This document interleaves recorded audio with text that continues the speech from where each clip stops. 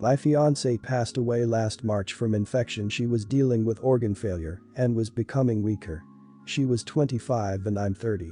I proposed to her at the hospital because the longer I waited the worse her condition got, and we were only engaged for a few days.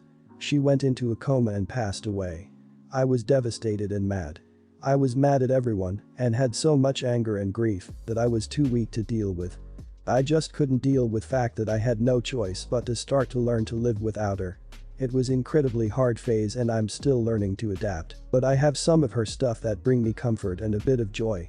This is my first Christmas without her, and I wanted to do what I did every year and buy her a nice gift. But I don't know where to take it, frankly.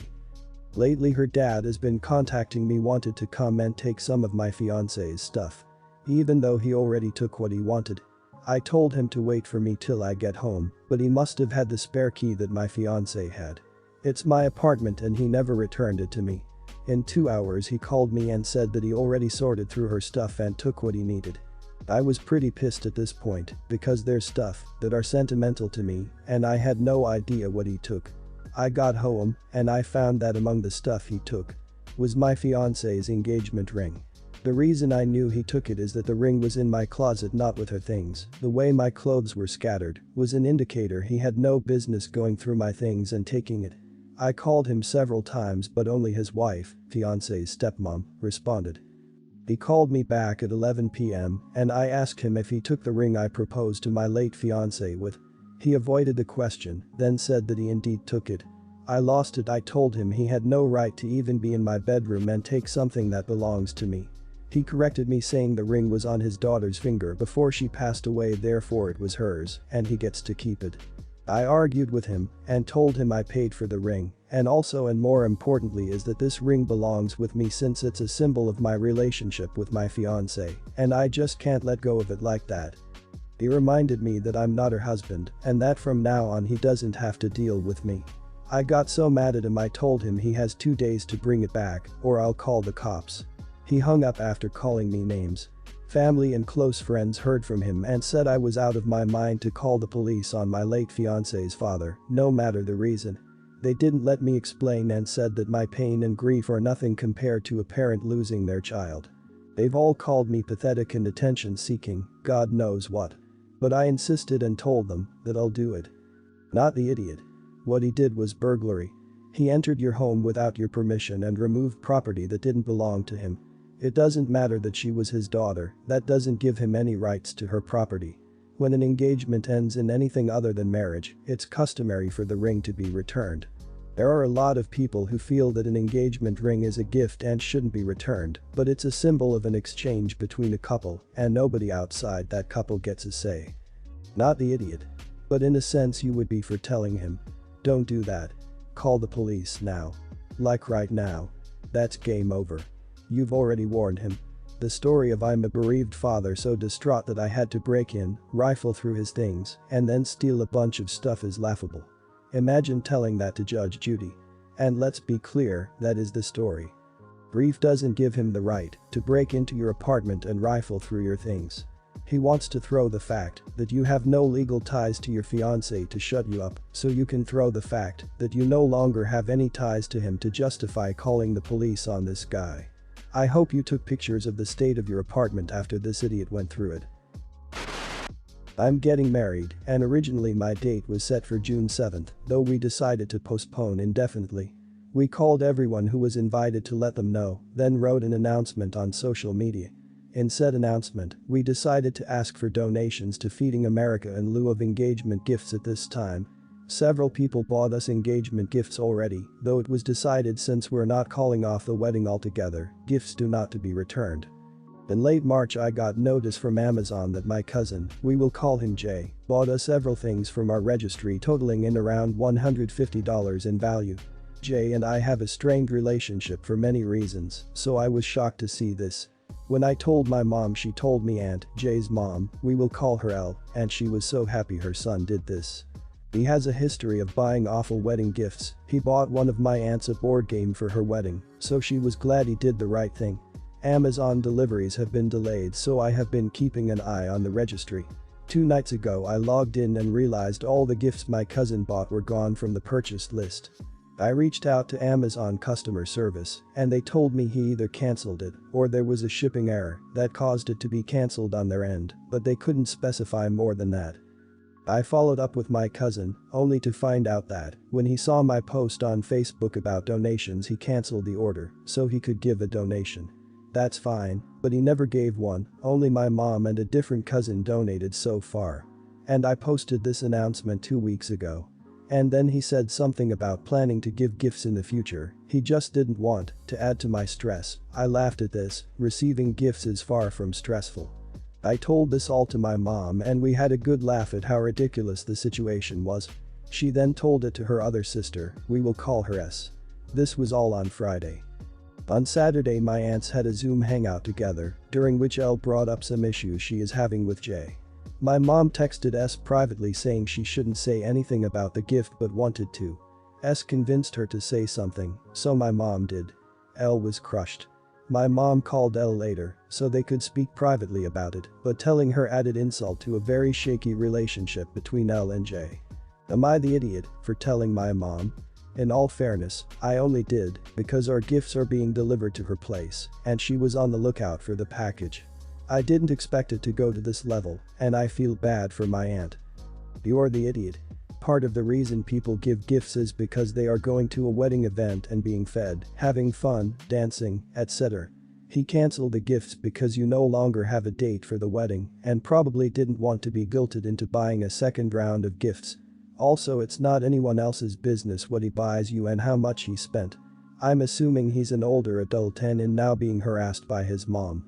You're being tacky by talking about people's gifts. Pretty horrible behavior towards a cousin. You're not entitled to a gift, stop crapping on other people over material things worth $150.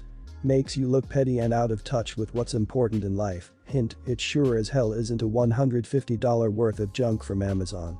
I remember when weddings used to be about love.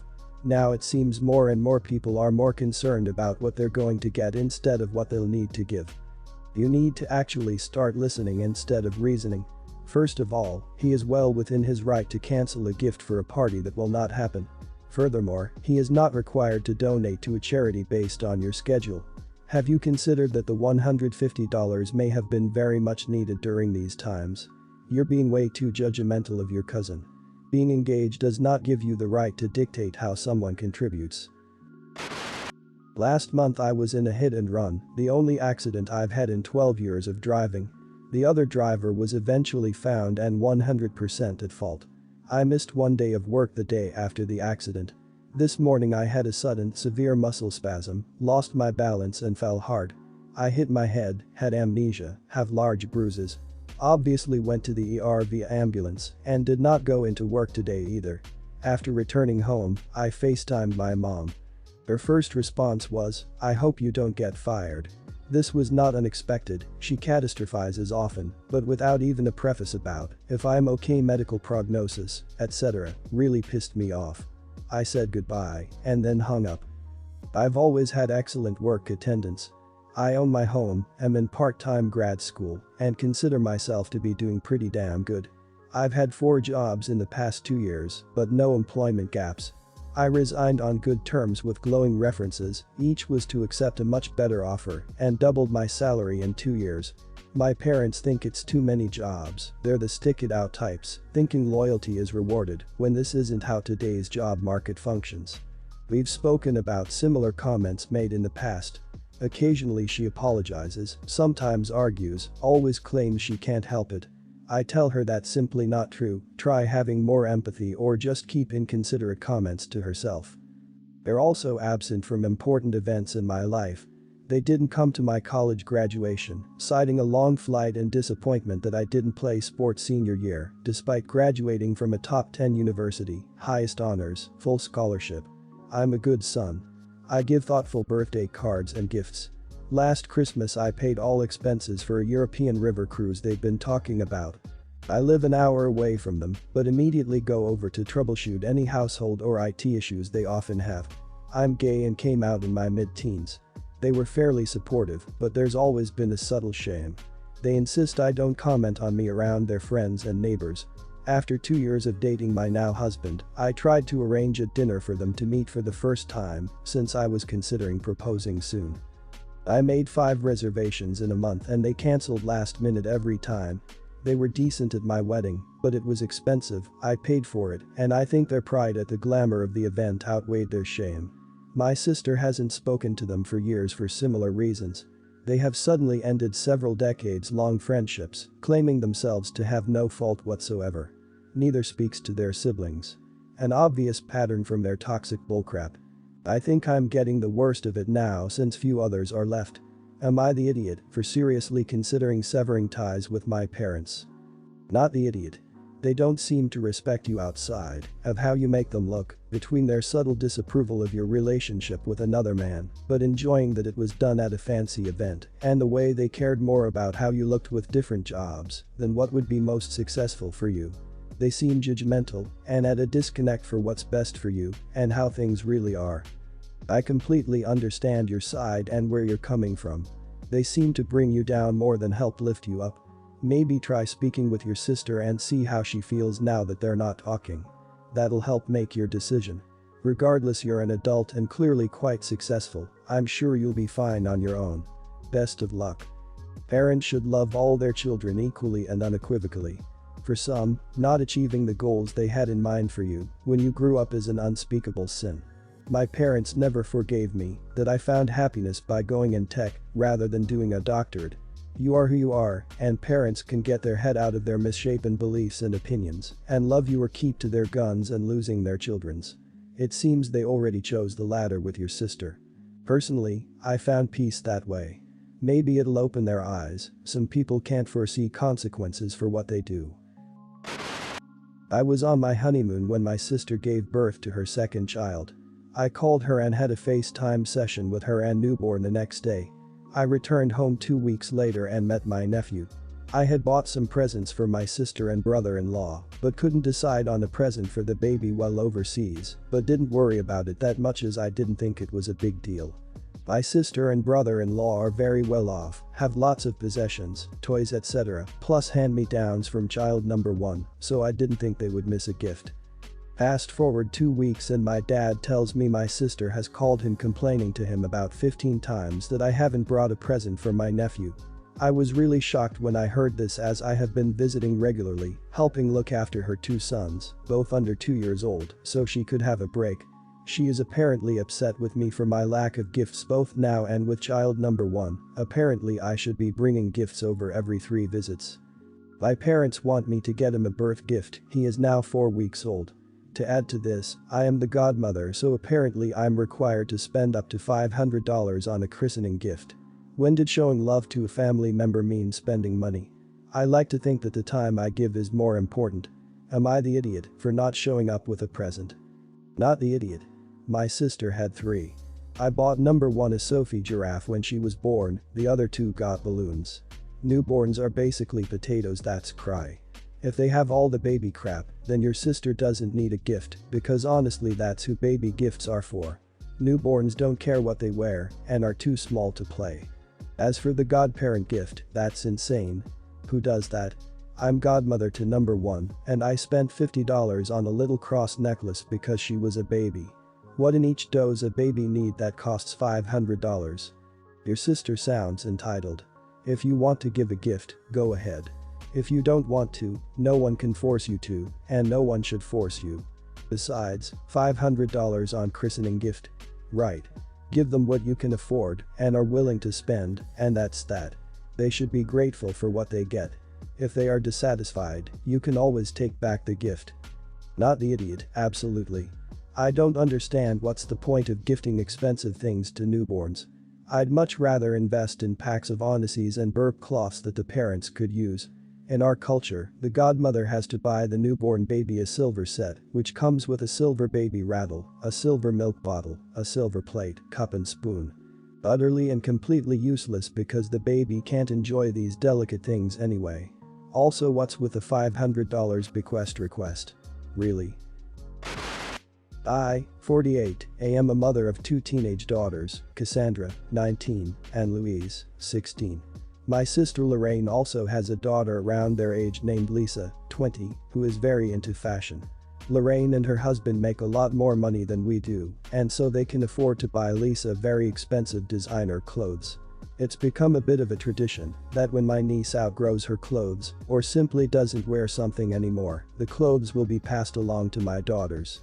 We would never be able to afford those kinds of clothes otherwise, so I know it's something my girls look forward to. The problem is that Lisa and Cassandra are both rail thin, and ever since she hit puberty, Louise is not. Cassandra has always been the type that never seems to put on weight despite her love affair with junk food. Louise on the other hand is very healthy, but she is larger than her sister and cousin. Just to be clear, she is not overweight. She falls into the average weight range for her age and height, albeit slightly on the higher end.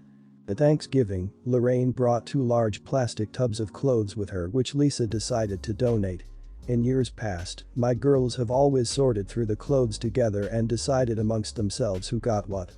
This was doable when everyone was all more or less the same size.